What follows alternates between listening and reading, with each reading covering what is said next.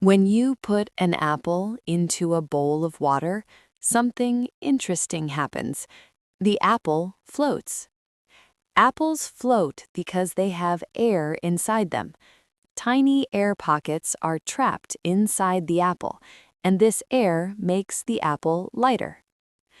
Now, let's understand this with an easy science idea called density.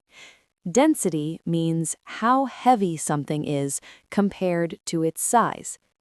When an apple has lots of air inside, it becomes less dense than water. Because it is less dense, the apple floats on the surface. Think of it like this. A sponge has air inside, so it floats on water. A stone has no air inside, so it sinks. Apples are more like sponges than stones. You can try this experiment at home. Put an apple in a bowl of water and watch it float. If you push it down, it pops right back up. Here's a fun fact. About 25% of an apple is air.